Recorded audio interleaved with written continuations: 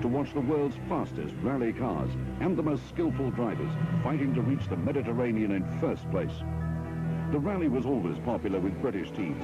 It used to be dominated by Mini Coopers, driven by legendary names like Thiebaud Macadam, Rano Altonen and Paddy Hopkirk. But the Minis had victory taken away from them in 1966 because their headlights dipped and the British stayed away for 20 years.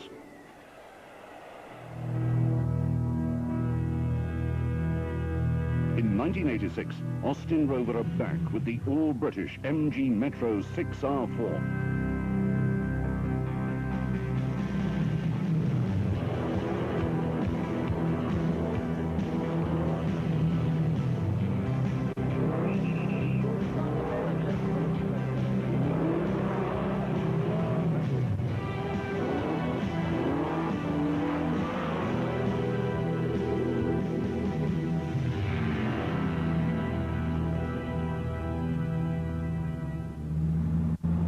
Austin Rover have been away from World Championship rallying for years. Their comeback with the Metro is part of a whole new image for the company. Speaking in 1984, competition director John Davenport explains. International rallying is so important, it gets so much media coverage, that Austin Rover really can't afford to be out of it. And we decided, therefore, that we would build ourselves a new rally car, a purpose-built car to win rallies. It started in 1981, just after we finished with the TR8 program. And we sat down with Formula One team with whom we had connections, namely Williams Grand Prix Engineering, and knocked around all sorts of concepts based on production cars and came up with the idea of a four-wheel drive Metro. The first car actually ran around the yard here exactly a year ago, and the testing has gone very well, and we hope to be actually rallying the car within about 6 weeks. As serious testing begins at Gaydon, rallying is already dominated by four-wheel drive cars, but the Metro is different. With no turbocharger, the Metro has no throttle lag and instant response. Tony Pond likes it. The traction and the stopping power of the car is unbelievable, and even the handling in the corners is not unlike a conventional car once you get it set up.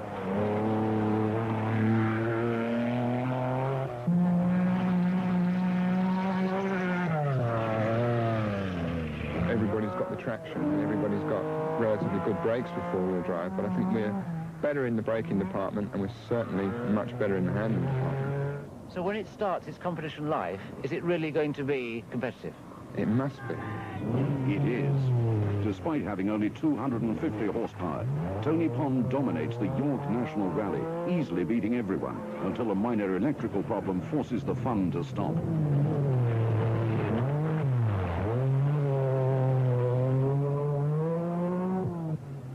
At the Gwynedd Rally in February 1985, the car appears for the first time in the blue and white colours of computer vision and mobile. More important, it is fitted with its new aerodynamic wings, front and rear. The package really works, and Tony Pond cruises to an unchallenged victory.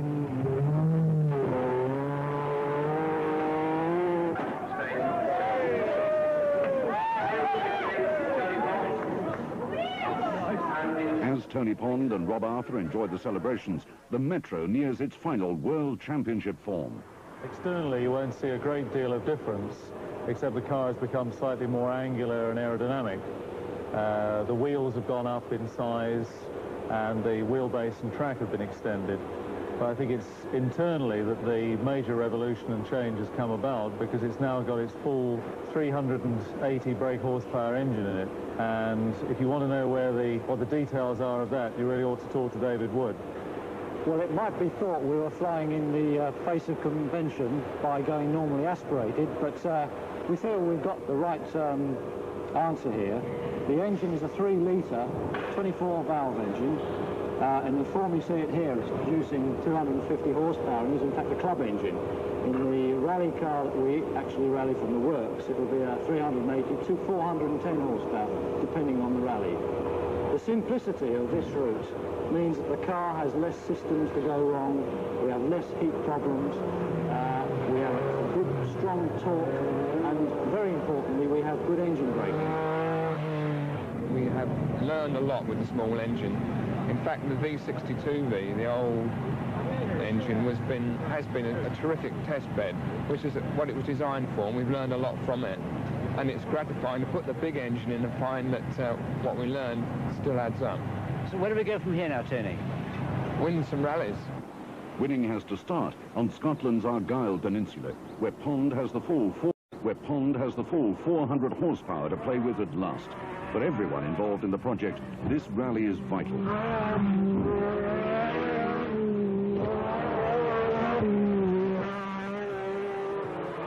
2 years of endless testing have refined the chassis, the bodywork, the suspension, the engine, and the Michelin tyres. Tony Pond is expected to dominate the opposition here in Scotland. He does not let the team down. He wins the Argyll Stages Rally easily, but is the car fast enough to take on the world? I think it was about 6 seconds a mile quicker than the quickest of the opposition, which is what we've got to do, really. I mean, they're the sort of times this car must do. And I should think it's got to be about 3 seconds a mile quicker than a Quattro. Well, we'll be very happy. This week's been very good. It's done everything. I think the engine's run about 8 or 9 hours now, and I always over-rev it, so I'm pretty pleased with it. Now the Austin Rover staff at Longbridge face a race of their own. 200 examples of the MG Metro 6R4 must be built to make the car legal for international rallies. As each car is finished, it's parked in a locked yard full of Metros, awaiting the day when officials will arrive to count them.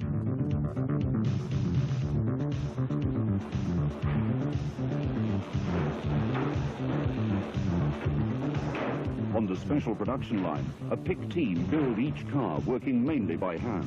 Everything must be done precisely, for all 200 cars are destined to be rallied.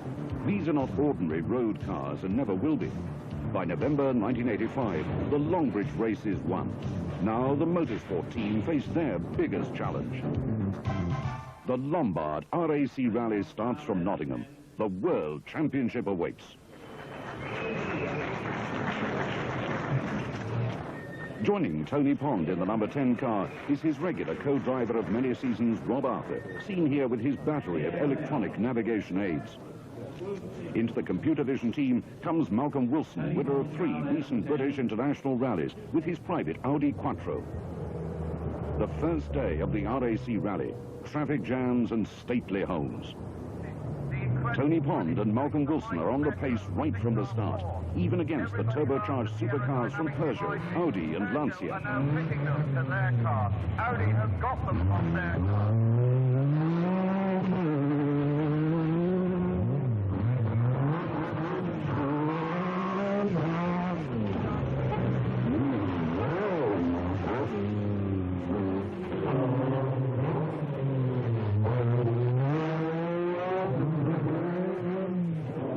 Will later retire, Pond actually holds second place for a while. He goes on to set fastest times on 9 of the special stages. John Davenport has every reason to be pleased, as he explains to Murray Walker. They're both in the top 10. Tony is just ahead of Hannu Mikkola, and Hannu's won this rally more times than I've had hot breakfast, so he must be on the right pace. Now, I know it's early days yet, but do you feel that the concept of the car and the non-turbo motor and all the rest of it is proving itself? Well, I think it's difficult to say that it's proving itself in these early stages, but I think when we get in the forest we may find that we prove it a little bit more thoroughly.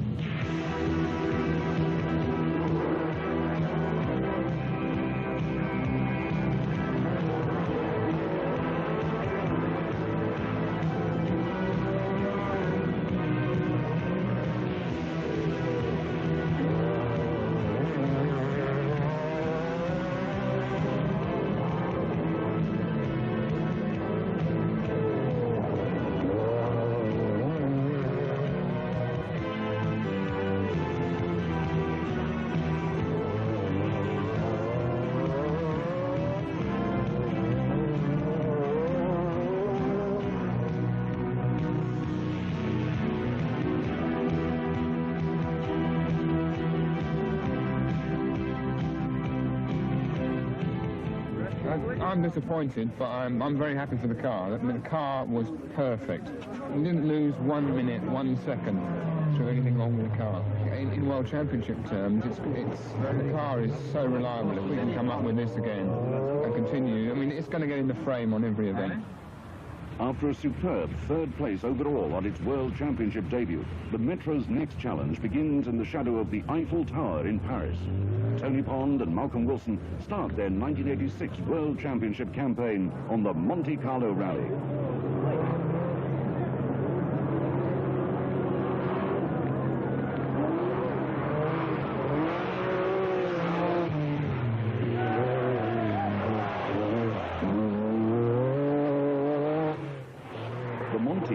Said to be the hardest rally to win because the special stages vary so much, from snow and ice to dry tarmac.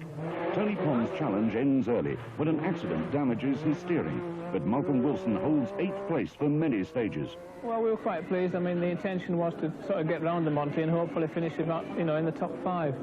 And I was quite pleased the way we were going, to think that Hannu was just in front of us and he's done the Monte for the last 14 years. I was quite pleased, really. Mikkola finishes third, behind Henry Toivonen and Timo Salonen, as the World Championship moves to Sweden, where the snow is at least consistent. The car is so much easier and so much better to drive than the likes of the big Audi.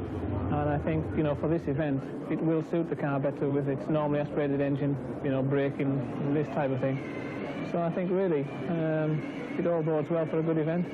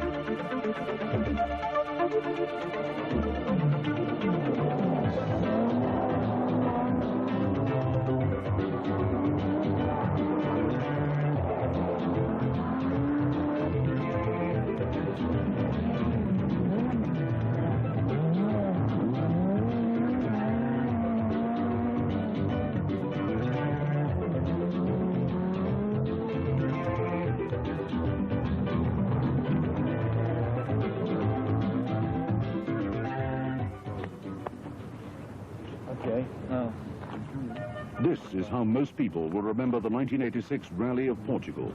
In a tragic accident on the first loop of stages, spectators are killed by an out-of-control rally car. The top drivers decide to stop. Even brave men like Pond have no stomach for more of this. I am not prepared to go on as a driver, irrespective. No way. Whatever. What are you going to do then? Are you going to tell the organizer? Going into that control, and that's where I'm stopping. I've got my own conscience, and I'm not prepared to drive between people at 120 miles an hour. Just no way. It's always been bad. You could have done the same damage with any car, but the cars are 400 horsepower plus. You know what I mean? And the margin of error. You make a tiny error, you're killing people. I just can't see. I can't see the logic in it. Have you told your team manager that's what you're going to do? No, I haven't had a chance to chat to him yet. But I've got my own conscience. Got to be respected. Thank you, Jerry. I'm sure that, Mr. John Davenport will agree with us. I've heard that Ford have withdrawn completely, so, they have to stop it. Yeah. And all the other drivers, Walter and Marco, are of the same opinion. So it's tragic. It had to happen. It's been going to happen for many years, and it's finally happened. Maybe someone will listen now. Listen they do. After another accident in Corsica, the governing body of motorsport enacts sweeping changes. Group B cars, including the Metro, will be banned from rallying in 1987. This will be Austin Rover's only season of World Championship rallying. In Britain, the problems are all to do with the weather, as usual. The Open Championship starts with a national breakdown rally, where David Llewellyn surprises the establishment by fighting for the lead in his RED-prepared Metro. His chief rival, the wily Hannu Mikkola, bidding for his 4th win on this event with a 500 horsepower Audi Sport Quattro. Llewellyn ignores his 100 horsepower deficit and the chaos as snow threatens to stop the rally. He's just behind Mikola. Well, I think it's 12 and 15 seconds, but apparently there's one of the stages in the night's been cancelled where I took 19 seconds off him. So if that's correct, that puts us 30 seconds behind him, which is not so good. Making his first appearance, Jimmy McRae in the Rothmans Metro.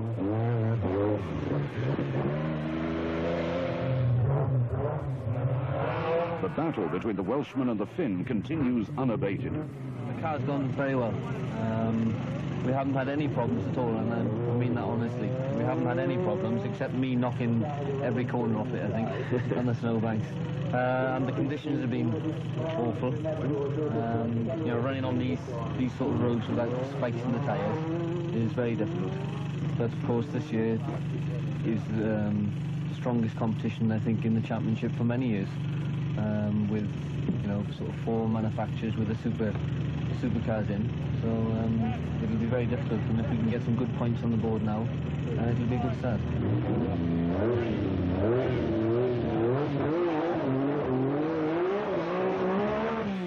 Night falls, and the battle really intensifies. Michael Sundstrom crashes his Peugeot 205 Turbo 16 out of the lead. Llewellyn beats Mikola by 26 seconds to take the lead before the last stage. Then Mikola beats Llewellyn on the final stage by, yes, 26 seconds. So Mikola wins the rally by 16 seconds. Everyone else finishes 9 minutes or more behind Llewellyn. With no snow and no Mikola, Llewellyn starts the all-tarmac Circuit of Ireland totally confident.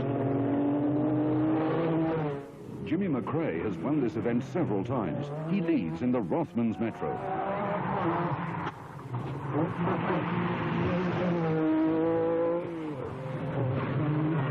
The rally develops into a tussle between McRae and Llewellyn until the Scotsman suffers suspension failure and retires.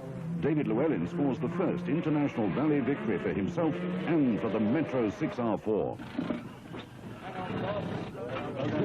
Thank you very much. Congratulations. Thank you. Didn't ask you how you feel. Over the moon, chuffed a bit. Fantastic feeling. Well, what's it mean to you, this win? Well, it's my first international win, and on such a classic event as this, it's just too good for words, really. And of course, it's the first international win for the Metro as well, so it's all good stuff. Enjoy it while you can, David. The Welsh rally brings only bad luck.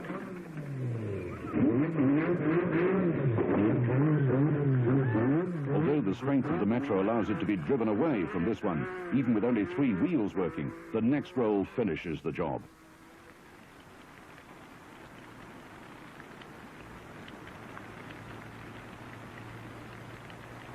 With the cars shattered, Llewellyn must watch as his home rally is won by Mikola, with McRae only 20 seconds behind. It's a real boost to Jimmy's confidence as the Open Championship moves to Scotland.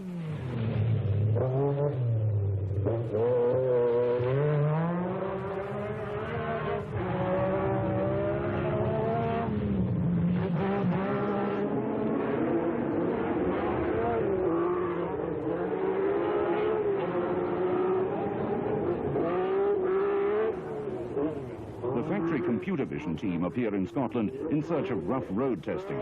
A quirk in the international regulations forces Malcolm Wilson to start the rally down at number 17, where he's often to drive through the dust of slower cars, a fact which soon proves very important. Nevertheless, Wilson totally dominates the first half of this important European Championship rally. For a while, Metros even hold 4 of the first 5 places, with Wilson leading from Jimmy McRae. We were doing this rally with Malcolm to try out all the things that we wanted for rallies like the Acropolis, which we decided not to do. And obviously we're very delighted. I mean, for Malcolm to be leading so convincingly from start to the halfway point, the car obviously goes very well, and we hardly put a spanner on it during the event. We had 1 or 2 minor brake problems where stones got in and attacked the braking system. But apart from that, the car has gone like a rocket the whole way. This far from rocket-like performance by David Llewellyn spells trouble for the Metros. Even at this speed, the dust is incredible, and it's getting inside the Metro engine. Llewellyn retires soon after this, and he's joined on the casualty list by most of the other Metros.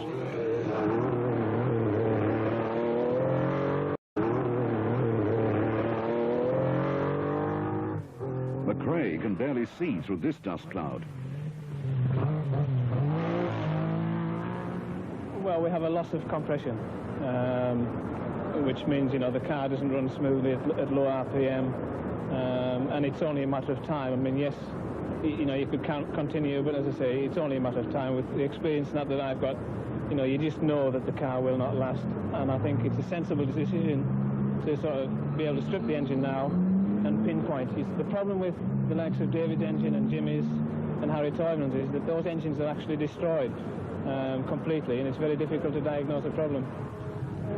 Over the water in Northern Ireland, there is no dust to trouble Jimmy McRae on the Ulster Rally. This short pace-note rally is a favourite with many drivers, and Jimmy simply can't be caught.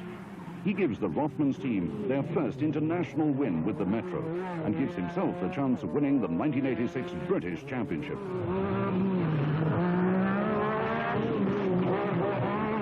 We've posted our intentions often enough, but everything just came right in this event. The cars run faultless, and we've produced the goods, so very happy. We haven't worked out the points yet, but we can still win the championship. The car has been faultless, and we'll probably do some more testing before the Manx, and hopefully maybe even get it a bit quicker. Right, who's got the one?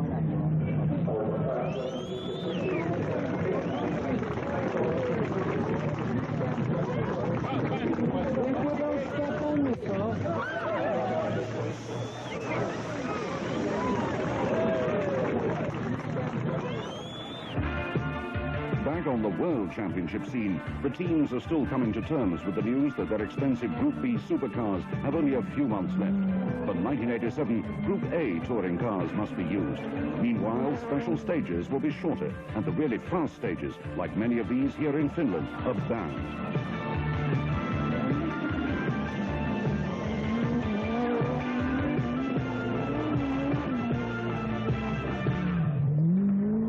Forward is to rally on properly organised rallies with safe cars, and you don't do that just by taking some unilateral decision to rid yourself of Group B cars. You work with those cars that people have spent a lot of time and money developing for rallying, and you make them safe.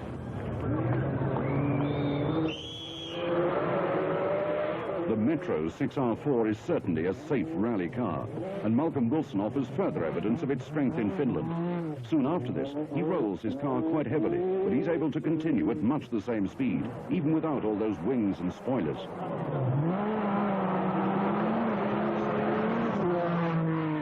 Came over a crest, and the car went a little too far sideways. One we went in the ditch on the rear, and it just pulled the car and flipped it over. But the problem was the ditch was so deep that we couldn't get the car back across onto the track again, so the only way we could do it was to get out of the car and physically roll the thing back onto the road. We tried to drive out, but there's just no way. So unfortunately we did a lot more damage getting the car out than probably what we did in the actual accident, you see. But we're still going. The car is gradually patched up as the rally goes on. Wilson sets many fast stage times and is able to climb back to 10th place at the finish. A fine performance under the circumstances.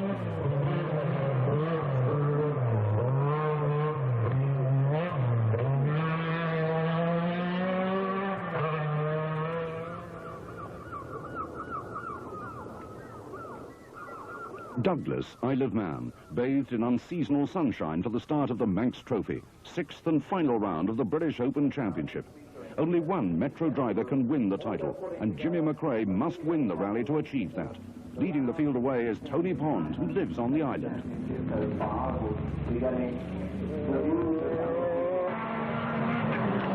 McRae's many fans are not disappointed. He is fastest on the first special stage and soon pulls clear of everyone except Tony Pond.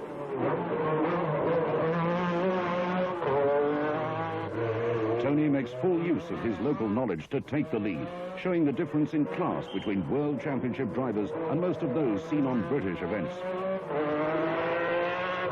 Llewellyn recovers his form to hold third place in a Metro 1-2-3 as the crews return to Douglas halfway through the event.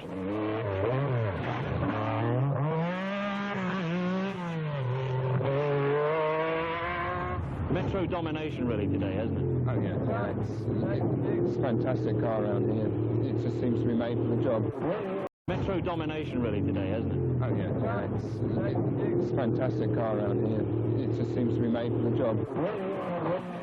Jimmy McRae looks set for his 4th British Championship when the cam belt suddenly breaks, putting his Metro out of the rally and handing the title to Mark Lovell.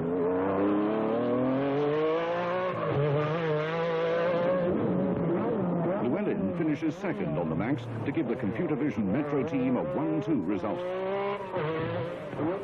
Tony Pond is unstoppable, setting fastest times again and again. He speeds through one of the special chicanes which he helped to design to produce speeds on the island roads.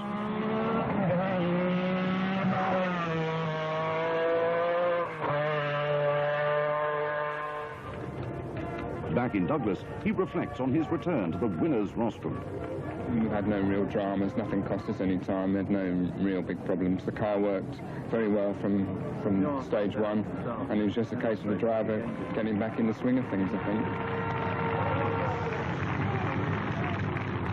And the one disappointment, the failure for Jimmy. Yeah, I think that's probably the biggest drama of the whole rally, really, that the championship seemed his, it seemed sewn up, we'd done the job, and then something silly, and that's it.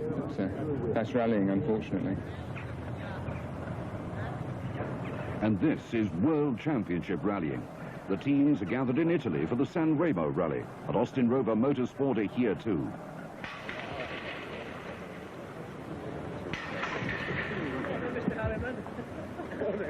Tony Pond and Malcolm Wilson look forward to the Metro's final Pace Note rally.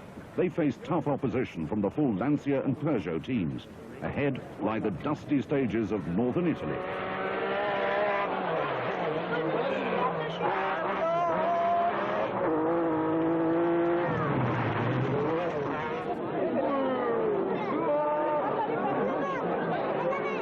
This is one of the hardest rallies in the calendar, with its unusual mixture of tarmac and gravel stages.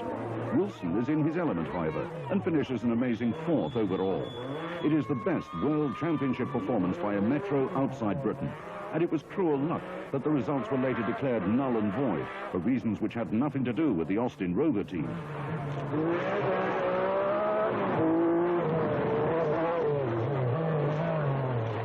And what of Tony Pond? Let him explain. Well, we just clipped a wall and broke the rear suspension. And it was a place where there was not a lot of service time, and we ran out of time, literally by a minute. The damage was fairly minimal, but it took quite a time because of suspension links to repair it. We just didn't have that time, so that's the way it goes. But the car's gone very well. It's been incredibly strong. Yesterday we had a very bad moment in the dust and hit a bump completely wrong, landed on the front lights, took all the front of the car off, and it stood it all, you know. Didn't even bend the suspension, which is incredible, because it was well over 100 miles an hour when it did it. I think the car's good on twisty loose bits of road. I think you'll find, if you look at examine the times, there's certain bits of road that it's particularly good on, and that's where it's twisty. Then we get onto the powerful long straights, and we're finished.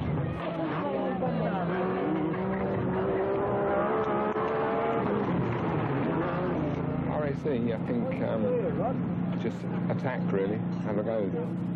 But because the last rally for... the last rally for the Metro, probably be the last rally for me, so I think I'd like to go and either go out in the trees or go out doing well. Right in past us now, up towards that difficult 90 right at the end of this long straight.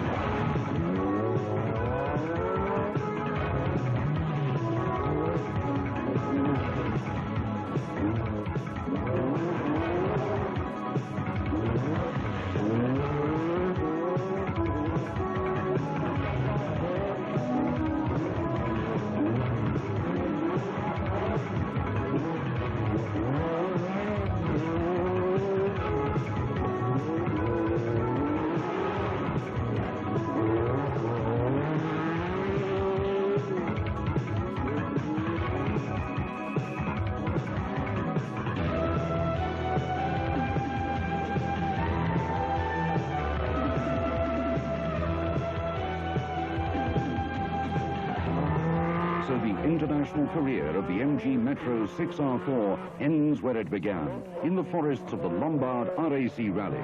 And Tony Pond was again the leading Metro driver, this time in 6th place. Less of power, but I think the car could have easily got itself into the first 3. Without the silly bothers that we had, I think the third place was definitely on the cards. Tony, your last drive in a Group B car, any reflections or regrets or...? Yeah, I have got a lot of regrets because I think our car is the way they probably all should have been. It's fairly safe, strong, it's not brimming with horsepower, 400 horsepower is easily handleable, and it's a lot of fun to drive.